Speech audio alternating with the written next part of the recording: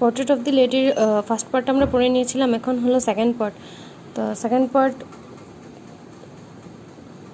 Part আমরা start করতে যাচ্ছি। But that was not so. After 5 years I came back home and was met by her at the station. She did not look a day older.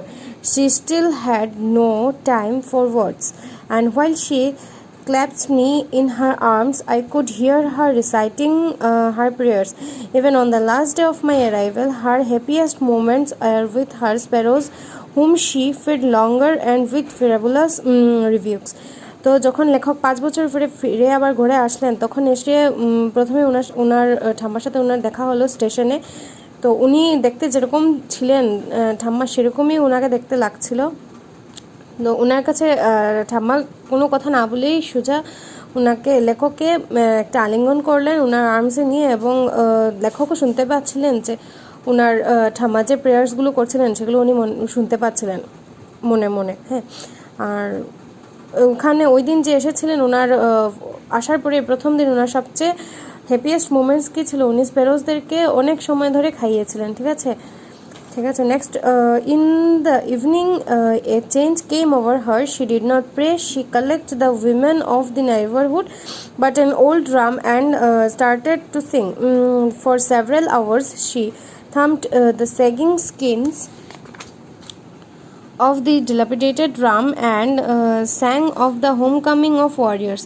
We had to persuade her to stop to avoid overstraining. That was the first time since I had known her that she did not pray.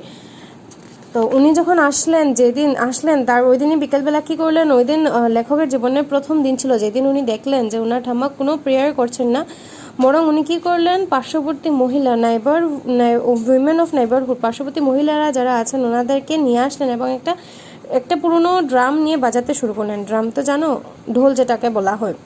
তো উনি গান গাইতে শুরু করলেন। আর ড্রামের সেই ঢোলটার কী হলো, স্কিনটাও এত ভালো ছিল না, একদম পচা, মানে কী বলবো, এটা মেজমেজে ড্রাম ছিল। ঠিক আছে। এবং কী করলেন, উনি গান গাইতে শুরু করলেন। কী গান গাচ্ছিলেন উনি? Homecoming of warriors. যে যুদ্ধ জয় করে আসার পরে যেভাবে গান টান গাওয়া হয়, তো উনি সেভাবে গান গাইতে শুরু করলেন। লেখকেরা ওনাকে আটকাতে চাইলেও উনি কিছুতেই থামছিলেন না, উনি কন্টিনিউ করে যাচ্ছিলেন। In the next morning she was taken ill. It was a mild fever. The doctor told us that it would go, but my grandmother thought differently. She told us that her end was near. She said that since only a few hours before the close of the last chapter of her life she had omitted to pray, she was not going to waste any more time talking to us. কী হলো, next মর্নিংয়ে উনি খুব অসুস্থ হয়ে পড়লেন এবং ওনার জ্বর আসলো। তো ডাক্তার দেখে বললো যে এটা একটু সিরিয়াস ম্যাটার আছে। হ্যাঁ, কিন্তু উনি লেখকের ঠাম্মা সেটাকে অন্যভাবে নিলেন। তিনি লেখকের ঠাম্মা বললেন যে না, ওনার জীবনের শেষ সময়ে প্রায় নিকটবর্তী। ঠিক আছে। এবং তার জন্য উনি এত অসুস্থ হয়ে পড়ছেন, উনি সেটাই ভাবছিলেন। উনি কারোর সাথে কোনো কথা বলে সময় নষ্ট না করে নিজের প্রেয়ারটাকে কন্টিনিউ করতে চাইলেন। উই প্রোটেস্টেড, সবাই ওনাকে বাধা দিতে চাইল, but she ignored our protest. তো উনি কারো কথা মানছিলেন না। She lay peacefully in bed praying and telling her beads. উনি বিছানায় শুয়ে শুয়ে উনি ওনার মন্ত্রগুলো জাপ করছিলেন। Even before we could suspect her lips stop moving and the rosary tell from her lifeless fingers.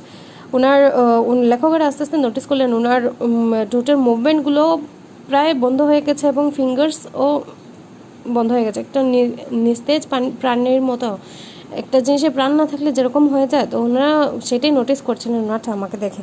তখন ওনারা বুঝতে পারলেন যে উনি আর বেঁচে নেই, উনি মারা গেছেন। We lifted her of the bed and as is customary laid her on the ground and covered her with a red shroud. After a few hours of mourning, we left her alone to make arrangements for her funeral. In the evening, we went to her room with a crude stretcher to take her to be cremated. The sun was setting and had lit her room and veranda with a blaze of golden light. We stopped halfway in the courtyard, all over the veranda and in her room, right up to where she lay dead and stiff, wrapped in the red shroud. Thousands of sparrows sat scattered on the floor. There was no chirruping. We felt sorry for the birds, and my mother fetched some bread for them. She broke it into little crumbs the way my grandmother used to, and threw it to them. The sparrows took no notice of the bread. When we carried my grandmother's corpse off, they flew away quietly. Next morning, the sweeper swept the bread crumbs into the dustbin. তো এখানে বলতে চাইছে যে ওনারা notice করতে পারলেন যে ওনার grandmother মারা গেছেন। তারপরে ওনারা কী করলেন, নেক্সট মর্নিংয়ে সকালবেলা ওনারা সব রিচুয়ালসের জন্য সব কিছু অ্যারেঞ্জমেন্ট করতে লাগলেন।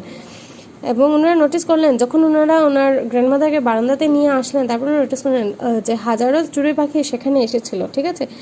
এবং সবাই মানে ওনারা অনুতপ্ত বোধ করছিলেন সেই স্পেরোসগুলোর জন্য। আর লেখকের মা কী করলেন, কিছু ব্রেড নিয়ে টুকরো করে সেই চড়ুই পাখিগুলোকে দিলেন খাওয়ার জন্য, কিন্তু চড়ুই পাখিগুলো সেগুলো নোটিসও করলো না। যখন ওনারা ওনাদের ঠাম্মাকে নিয়ে সেখান থেকে ফিউনারেলের জন্য চলে গেলেন, তারপর সব চড়ুই পাখিও চলে গেল। আর কি হলো, নেক্সট মর্নিংয়ে সুইপার এসে সেই ব্রেডগুলোকে ঝাড়ু দিয়ে ফেলে দিল, ঠিক আছে। তো এই চ্যাপ্টার থেকে আমরা দুজন মানুষের সম্পর্ক, তাছাড়াও একজন মানুষের সাথে একটা পশুর কীরকম সম্পর্ক থাকতে পারে সেটা আমরা সম্পূর্ণ বুঝতে পারি।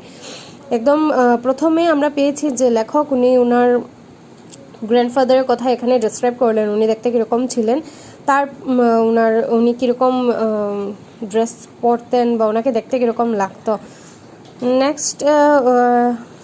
নেক্সট পেরা আমরা যখন আরও আস্তে আস্তে আমরা এগোতে শুরু করলাম, তখন আমরা জানলাম যে লেখকের গ্র্যান্ডমাদার কীরকম ছিল, দেখতে কীরকম ছিলেন সেই বিষয়ে আমরা জানলাম। তারপরে জানলাম যে ওনার গ্র্যান্ডমাদার এবং লেখকের সম্পর্ক কীরকম ছিল, ওনারা ভিলেজ লাইফে যখন থাকতেন কীভাবে দুজনকে দেখে রাখতেন, কেয়ার করতেন।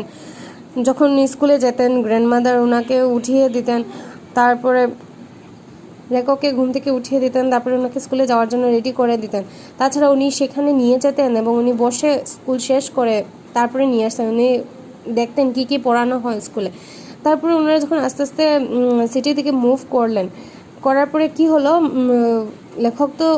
লেখকের ঘর থেকে স্কুলটা অনেক দূর ছিল, তাই উনি বাসে করে যেতেন। তো সেরকম যাওয়ার জন্য ওনাদের সম্পর্কের মধ্যে একটা বিচ্ছিন্নতা আসতে শুরু করলো। এবং সিটি স্কুলগুলোতে যা ম্যাথস বা সায়েন্স যেগুলো পড়ানো হতো সেগুলো নিয়ে ঠাম্মা এতটুকু স্যাটিসফাইড ছিলেন না, কেন এখানে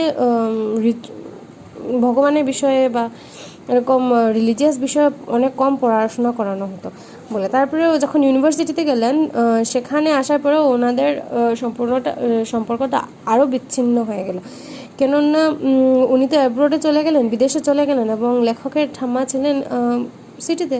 তো তার জন্য ওনাদের মধ্যে অনেকটা ডিস্টেন্স এসে গেল, ঠিক আছে। তারপরে লেখকের ঠাম্মা ওনার জন্য খুব অপেক্ষায় ছিলেন, এবং লেখক যখন ওনার 5 বছরের পড়াশোনা শেষ করে ফিরে আসলেন, তখন আস্তে আস্তে উনি মারা গেলেন। তো আশা করি তোমরা বুঝতে পারলে।